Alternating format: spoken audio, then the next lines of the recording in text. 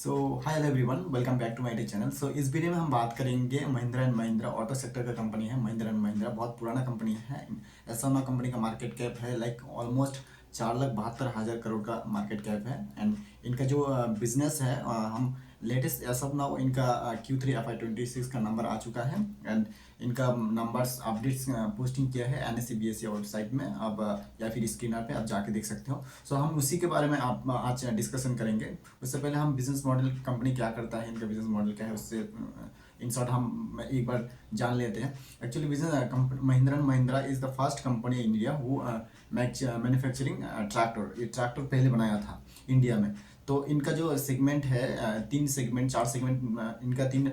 First segment है auto segment. Auto segment में इनका ट्रैक्टर और SUV, commercial vehicles, passenger vehicles, tractor और अर्थ मूवर, बहुत सारी ये ऐसा प्रोडक्ट बनाता है। उसका मतलब कार बनाता है। उसके बाद सेकंड हो गया इनका farm and equipment manufacturer, drone जैसे मतलब एग्रीकल्चर रिलेटेड। उसके बाद इनका जेनेरिक और अदर्स भी सर्विस है।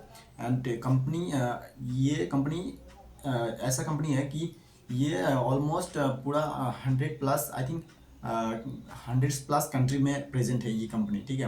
एंड 22 इंडस्ट्री में काम करता है, 22 इंडस्ट्री में काम करता है 100+ कंट्री में। So can you imagine. So ऐसा ना कंपनी इनका जो SUV करके गाड़ी आ रहा है न्यू मॉडल का, टेस्ला जैसे देखने में इंडिया में, वो उनका प्रीमियम सेगमेंट में, उसमें इनका सेल्स आई थिंक कितना आता है 22% इनका मार्केट शेयर है।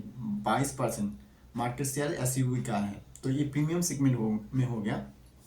अभी एसो नाउ हम इनका सेल्स की बात करें, मतलब ग्रोथ की बात करें, तो कंपनी एसो नाउ कंपनी ग्रो कर रहे हैं। एक सेकेंड, मैं आपको यहाँ पे क्वार्टरली कंपनी ग्रोथ कर रही है 21% से, ठीक है। सो मैं यहाँ पे आपको अभी ऐसा ना जो कंपनी का जो Q3 का नंबर आया है, उसमें ऑटो सेक्टर का क्या मतलब क्या नंबर है उसके बारे में बात करते हैं। तो बेसिकली ओवरऑल रेवेन्यू ग्रोथ इनका है Q3 FY26 में। इनका जो रेवेन्यू ग्रोथ आया है, वॉल्यूम ग्रोथ आया है, वो 25% दिसंबर महीने का। और ये ऑटो सेक्टर कंपनी हर महीने में डाटा देता है, जो इनका यूनिट सेल्स होता है वो देता है। सो हम इस महीने का जो इनका लेटेस्ट वॉल्यूम है वो उसके ऊपर बात कर रहे हैं। ओवरऑल इनका जो दिसंबर का ग्रोथ है वो 25% है। उसके बाद इन्होंने कमर्शियल व्हीकल में ग्रोथ 34% लाया है। अगर देखा जाए तो कमर्शियल व्हीकल्स एक बहुत बड़ा सेगमेंट है। 70% कंपनी का जितना भी रेवेन्यू आता है उससे 70%, 72% रेवेन्यू ओनली एक सेगमेंट, वो है ऑटो सेगमेंट से आता है कंपनी का। और इनका पैसेंजर व्हीकल्स में दिसंबर महीने में जो इन्होंने किया है 23%। ईयर टू डेट बोले तो 18% ग्रो किया, ठीक है, 18%। और डोमेस्टिक में इनका सेल्स ग्रोथ है, मतलब कंपनी डोमेस्टिक में सेल्स ग्रोथ 23% किया ईयर एंड ईयर लेवल पे। इनका थ्री व्हीलर सेगमेंट में थ्री व्हीलर सेगमेंट में भी काम करता है कंपनी। तो यहाँ पे इंक्लूडिंग थ्री व्हीलर सेगमेंट में इंक्लूडिंग EV, इनका दिसंबर महीने का 31% ग्रोथ था। एंड ईयर टू डेट देखा जाए, ईयर टू डेट तो अप्रैल टू अभी तक दिसंबर महीने में, अप्रैल टू दिसंबर में जो इनका ग्रोथ है वो 28% है।